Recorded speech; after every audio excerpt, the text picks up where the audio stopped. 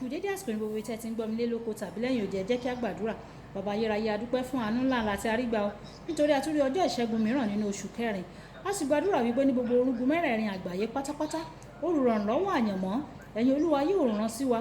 Àwọn olùrànlọ́wọ́ àyànmọ́ tí yóò fi ẹ̀rín sí wa lẹ́nu, tí wọ́n ò pa wá lẹ́rìn ayọ̀ nínú oṣù kẹrin yìí. Ẹ̀yin Olúwa yóò rán wọn sí wa ní gbogbo orúgun mẹ́rẹ̀ẹ̀rin àgbáyé ní orúkọ Jésù. Ọ̀rọ̀ náà tá a gbọ́ lè ní yóò ṣe ayé àtọkàn wa ní rere, kò ní lòdì sí wa ní ọjọ́ ìdájọ́, nítorí tí a gbàdúrà ní orúkọ Jésù Kristi Olúwa wa. Àmín, àmín ní orúkọ Jésù. Ìwé ọ̀run ṣíṣí tí a ti ọwọ́ olùṣọ́ àgùntàn yìí náà kọ Adéjàre Adébóyè kọ. Àkòrí tí a ó gbéyẹ̀wò lé ní ọjọ́ ìṣẹ́gun, ọjọ́ kẹrìndínlógún oṣù kẹrin ni agbára máa ń pariwo. Agbára máa ń pariwo. Àmọ́ àkọ́sórí wa nínú ìwé Jóṣúà orí ìkẹfà ẹsẹ̀ ìkarùn-ún. Jóṣúà orí ìkẹfà ẹsẹ̀ ìkarùn-ún tí ó kà báyìí pé yóò sì ṣe nígbà tí wọ́n bá fọn ìpè júbílì kíkan. Nígbà tí ẹ̀yin bá sì gbọ́ ìró ìpè náà, gbogbo àwọn ènìyàn yóò sì hó kù. Odi ìlú náà yóò sì wó lulẹ̀ bẹ̀rẹ̀. Àwọn ènìyàn yóò sì gòkè lọ tààrà olúkúlùkù sí iwájú rẹ̀. Nígbà tí a mú bíbélì kíkà wá fún ti èní nínú ìwé Jóṣúà orí ìkẹfà bákan náà ẹsẹ̀ ìkarùndógún títí dé ẹsẹ̀ ìkọkànlélógún.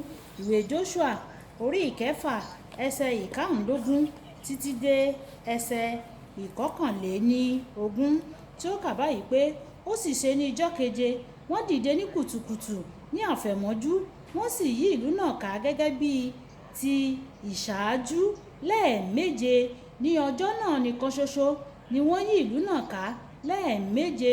Ó sì ṣe ní ìgbà keje, nígbà tí àwọn àlùfáà fọn ìpè, ni Jóṣúà wí fún àwọn ènìyàn náà pé, ẹ ó, nítorí tí Olúwa ti fún yín ní ìlú náà.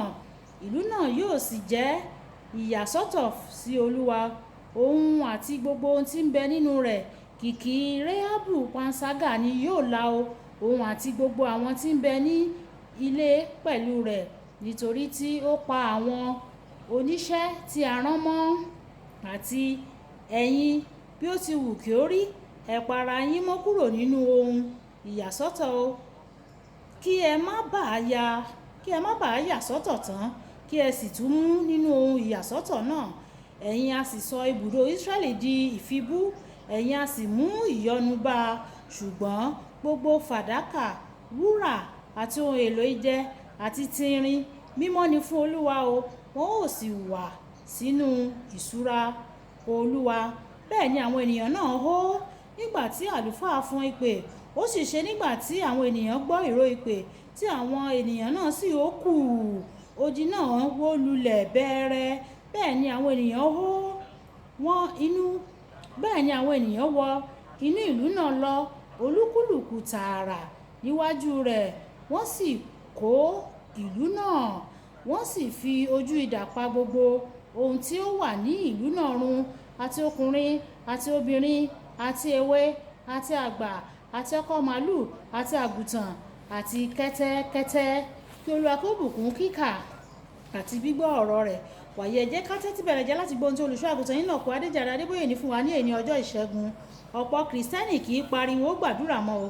Èyí jẹ́ ọ̀kan lára àwọn ìdí tí a fi ń rí ìfarahàn agbára kékeré láàrin wa. Nínú ìsìn àkọ́kọ́ tí mo ṣe nínú ìjọ ìràpadà, wọ́n ní kí a ké aleluya. Ẹni tí ó wà lẹ́gbẹ̀ẹ́ mi pariwo gidi gan tó bẹ́ẹ̀ tí mo fẹ́rẹ̀ sá jáde nínú ìjọ. Níbi tí agbára bá wà, ariwo gbọ́dọ̀ wà. Kọ́ńkọ̀dù bàálù tí ó lè gbé ọ láti London lọ sí New York ní ìwọ̀n bíi wákàtí 3 ni a ó fi òfin apá kan dè, nítorí àwọn ènìyàn sọ pé ó máa ń pariwo jù pẹ̀lú ẹ̀rọ alágbára tí ó ń lò. Ó di dandan kí ó pariwo o, nítorí ẹ̀rọ alágbára ni ọkọ̀ bàálù kọ́ńkọ̀dù náà ń lò.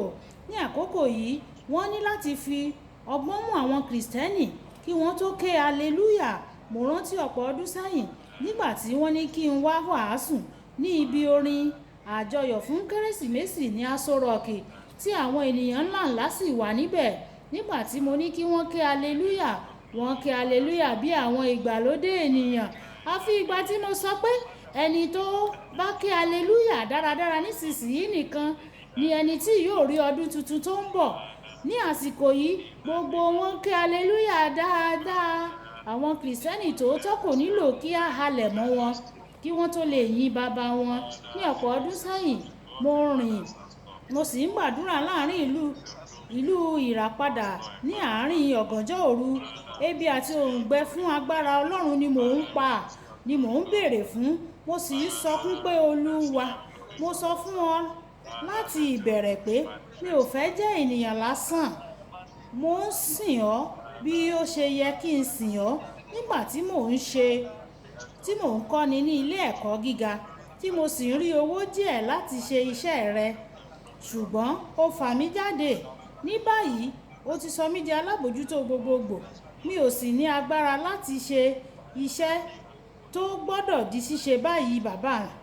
Bàbá, nínú kí o fún mi ní agbára bàbá, tàbí kí o mú mi lọ sí ilé bí mo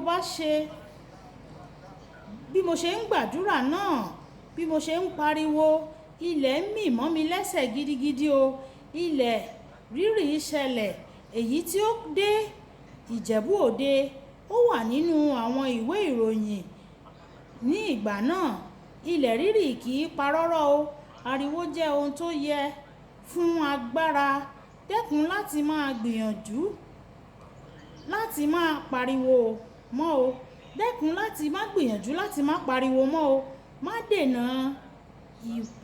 dènà ìwà. Má fi ìwà akọ dènà ọwọ́ Ọlọ́run o.